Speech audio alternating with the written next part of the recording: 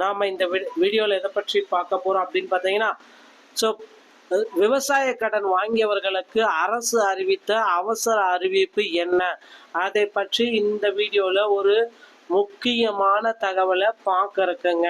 So விவசாய பெருமக்களுக்கு அரசு திடீரென்று நள்ளிரவு முதல் ஒரு மாபெரும் அறிவிப்பை அறிவிச்சிருக்காங்க.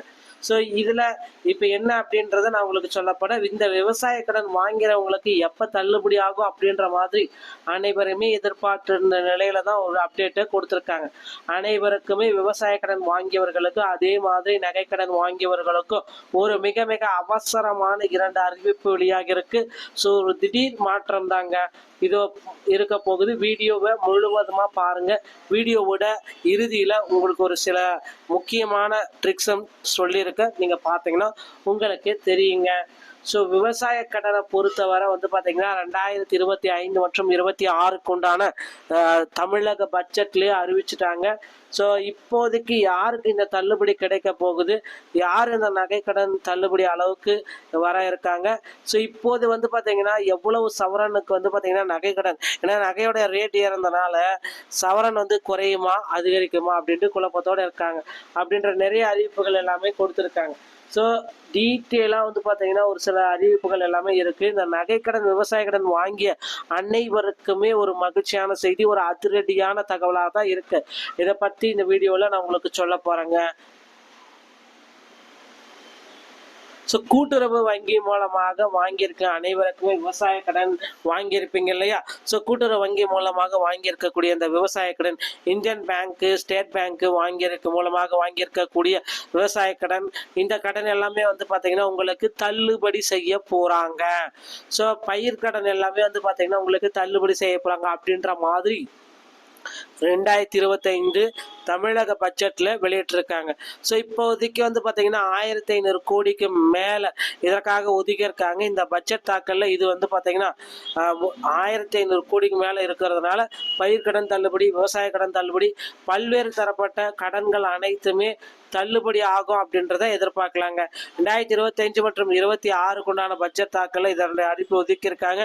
இனிமேல் தள்ளுபடி வந்து பார்த்தீங்கன்னா பொறுத்தளவுக்கு யாருக்கெல்லாம் தள்ளுபடி கிடைக்கும், ஸோ இந்த தள்ளுபடியை வாங்கக்கூடிய நபர் யாராக இருக்கும் அப்படின்றதாங்க இப்போ வந்து மிகப்பெரிய கேள்வியா இருக்கு.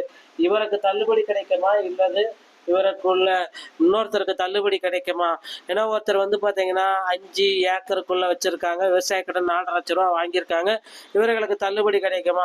இன்னொருத்தர் வந்து பார்த்தீங்கன்னா 5 ஏக்கர் மேலே வச்சிருக்காரு, 8 ஏக்கர் வச்சிருக்காரு, 7.5 லட்ச ரூபா கடன் விவசாய கடனாக வாங்கியிருக்காரு. இதில் 2 பேர்த்துல யாருக்கு தள்ளுபடி கிடைக்கும் அப்படின்னு பார்த்தீங்கன்னா 5 ஏக்கருக்குள்ளாம இருக்கணும்.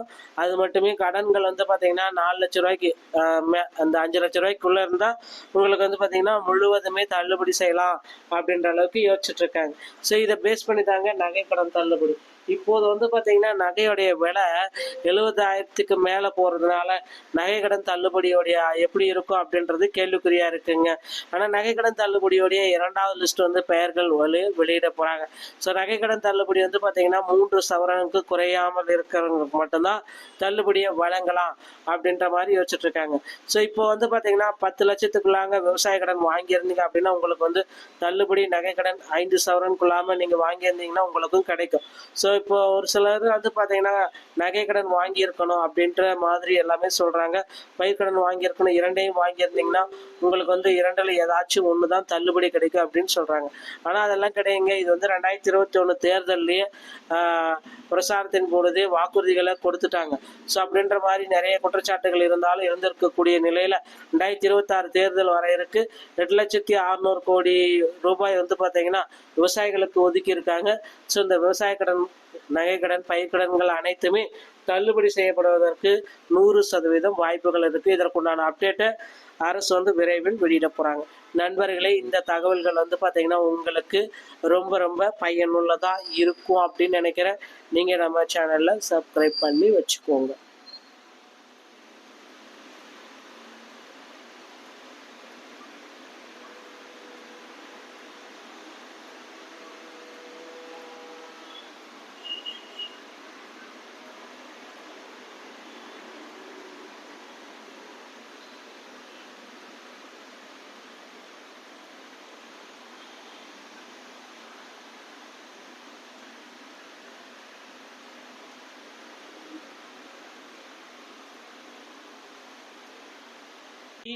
நாம இந்த வீடியோல எதை பற்றி பார்க்க போறோம் அப்படின்னு பார்த்தீங்கன்னா, ஸோ விவசாய கடன் வாங்கியவர்களுக்கு அரசு அறிவித்த அவசர அறிவிப்பு என்ன, அதை பற்றி இந்த வீடியோல ஒரு முக்கியமான தகவலை பார்க்க இருக்குங்க.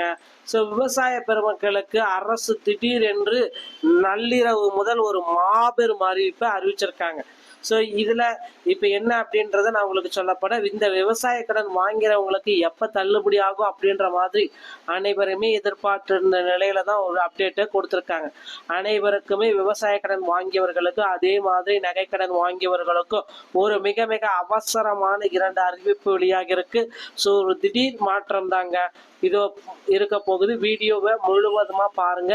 வீடியோவோட இறுதியில உங்களுக்கு ஒரு சில முக்கியமான ட்ரிக்ஸும் சொல்லியிருக்க, நீங்க பார்த்தீங்கன்னா உங்களுக்கே தெரியுங்க. ஸோ விவசாய கடனை பொறுத்தவரை வந்து பார்த்தீங்கன்னா 2025 மற்றும் 26க்கு உண்டான தமிழக பட்ஜெட்லேயே அறிவிச்சுட்டாங்க. ஸோ இப்போதைக்கு யாருக்கு இந்த தள்ளுபடி கிடைக்க போகுது, யார் இந்த நகைக்கடன் தள்ளுபடி அளவுக்கு வர இருக்காங்க.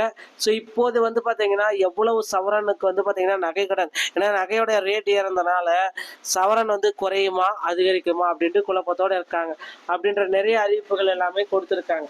ஸோ டீட்டெயிலாக வந்து பார்த்தீங்கன்னா ஒரு சில அறிவிப்புகள் எல்லாமே இருக்குது. இந்த நகைக்கடன் விவசாய கடன் வாங்கிய அனைவருக்குமே ஒரு மகிழ்ச்சியான செய்தி, ஒரு அதிரடியான தகவலாக தான் இருக்குது. இதை பற்றி இந்த வீடியோவில் நான் உங்களுக்கு சொல்ல போகிறேங்க. ஸோ கூட்டுறவு வங்கி மூலமாக வாங்கியிருக்க அனைவருக்குமே விவசாய கடன் வாங்கியிருப்பீங்க இல்லையா? ஸோ கூட்டுறவு வங்கி மூலமாக வாங்கியிருக்கக்கூடிய இந்த விவசாய கடன், இந்தியன் பேங்க்கு, ஸ்டேட் பேங்க்கு மூலமாக வாங்கியிருக்கக்கூடிய விவசாய கடன், இந்த கடன் எல்லாமே வந்து பார்த்தீங்கன்னா உங்களுக்கு தள்ளுபடி செய்ய போகிறாங்க. ஸோ பயிர் கடன் எல்லாமே வந்து பார்த்தீங்கன்னா உங்களுக்கு தள்ளுபடி செய்ய போகிறாங்க அப்படின்ற மாதிரி 2025 தமிழக பட்ஜெட்ல வெளியிட்டிருக்காங்க. ஸோ இப்போதைக்கு வந்து பார்த்தீங்கன்னா 1500 கோடிக்கு மேலே இதற்காக ஒதுக்கியிருக்காங்க. இந்த பட்ஜெட் தாக்கல்ல இது வந்து பார்த்தீங்கன்னா 1500 கோடிக்கு மேலே இருக்கிறதுனால பயிர்க்கடன் தள்ளுபடி, விவசாய கடன் தள்ளுபடி, பல்வேறு தரப்பட்ட கடன்கள் அனைத்துமே தள்ளுபடி ஆகும் அப்படின்றத எதிர்பார்க்கலாங்க. 2025 மற்றும் 26க்கு உண்டான பட்ஜெட் தாக்கல்ல இதனுடைய அறிவிப்பு ஒதுக்கியிருக்காங்க. இனிமேல் தள்ளுபடி வந்து பார்த்தீங்கன்னா பொறுத்தளவுக்கு யாருக்கெல்லாம் தள்ளுபடி கிடைக்கும், ஸோ இந்த தள்ளுபடியை வாங்கக்கூடிய நபர் யாராக இருக்கும் அப்படின்றதாங்க இப்போ வந்து மிகப்பெரிய கேள்வியா இருக்கு. இவருக்கு தள்ளுபடி கிடைக்குமா இல்லது இவருக்குள்ள இன்னொருத்தருக்கு தள்ளுபடி கிடைக்குமா? ஏன்னா ஒருத்தர் வந்து பார்த்தீங்கன்னா 5 ஏக்கருக்குள்ள வச்சிருக்காங்க, விவசாய கடன் 4.5 லட்ச ரூபா வாங்கியிருக்காங்க, இவர்களுக்கு தள்ளுபடி கிடைக்குமா? இன்னொருத்தர் வந்து பார்த்தீங்கன்னா 5 ஏக்கர் மேலே வச்சிருக்காரு, 8 ஏக்கர் வச்சிருக்காரு, 7.5 லட்ச ரூபா கடன் விவசாய கடனாக வாங்கியிருக்காரு. இதில் 2 பேர்த்துல யாருக்கு தள்ளுபடி கிடைக்கும் அப்படின்னு பார்த்தீங்கன்னா 5 ஏக்கருக்குள்ளாம இருக்கணும். அது மட்டுமே கடன்கள் வந்து பார்த்தீங்கன்னா 4 லட்ச ரூபாய்க்கு அந்த 5 லட்ச ரூபாய்க்குள்ள இருந்தால் உங்களுக்கு வந்து பார்த்தீங்கன்னா முழுவதுமே தள்ளுபடி செய்யலாம் அப்படின்ற அளவுக்கு யோசிச்சுட்டு இருக்காங்க. ஸோ இதை பேஸ் பண்ணி தாங்க நகை கடன் தள்ளுபடி. இப்போது வந்து பார்த்தீங்கன்னா நகையுடைய விலை 70,000க்கு மேலே போகிறதுனால நகை கடன் தள்ளுபடியோடைய எப்படி இருக்கும் அப்படின்றது கேள்விக்குறியா இருக்குங்க. ஆனால் நகை கடன் தள்ளுபடியோடைய 2வது லிஸ்ட் வந்து பெயர்கள் வெளியிட போகிறாங்க. ஸோ நகை கடன் தள்ளுபடி வந்து பார்த்தீங்கன்னா 3 சவரனுக்கு குறையாமல் இருக்கிறவங்களுக்கு மட்டும்தான் தள்ளுபடியை வழங்கலாம் அப்படின்ற மாதிரி யோசிச்சுட்டு இருக்காங்க. ஸோ இப்போ வந்து பார்த்தீங்கன்னா 10 லட்சத்துக்குள்ளாங்க விவசாய கடன் வாங்கியிருந்தீங்க அப்படின்னா உங்களுக்கு வந்து தள்ளுபடி நகை கடன் 5 சவரனுக்குள்ளாமல் நீங்கள் வாங்கியிருந்தீங்கன்னா உங்களுக்கும் கிடைக்கும். ஸோ இப்போ ஒரு சிலர் வந்து பார்த்தீங்கன்னா நகை கடன் வாங்கியிருக்கணும் அப்படின்ற மாதிரி எல்லாமே சொல்கிறாங்க. பயிர்க்கடன் வாங்கியிருக்கணும், 2ஐயும் வாங்கியிருந்தீங்கன்னா உங்களுக்கு வந்து 2ல் ஏதாச்சும் ஒன்று தான் தள்ளுபடி கிடைக்கும் அப்படின்னு சொல்கிறாங்க. ஆனால் அதெல்லாம் கிடையாதுங்க. இது வந்து 2021 தேர்தல்லையே பிரசாரத்தின் பொழுதே வாக்குறுதிகளை கொடுத்துட்டாங்க. ஸோ அப்படின்ற மாதிரி நிறைய குற்றச்சாட்டுகள் இருந்தாலும் இருந்திருக்கக்கூடிய நிலையில் 2026 தேர்தல் வர இருக்கு. 2,600 கோடி ரூபாய் வந்து பார்த்தீங்கன்னா விவசாயிகளுக்கு ஒதுக்கி இருக்காங்க. ஸோ இந்த விவசாய கடன், நகைக்கடன், பயிர்க்கடன்கள் அனைத்துமே தள்ளுபடி செய்யப்படுவதற்கு 100% வாய்ப்புகள் இருக்குது. இதற்குண்டான அப்டேட்டை அரசு வந்து விரைவில் வெளியிட போகிறாங்க. நண்பர்களே, இந்த தகவல்கள் வந்து பார்த்தீங்கன்னா உங்களுக்கு ரொம்ப ரொம்ப பயனுள்ளதாக இருக்கும் அப்படின்னு நினைக்கிறேன். நீங்கள் நம்ம சேனலில் சப்ஸ்கிரைப் பண்ணி வச்சுக்கோங்க.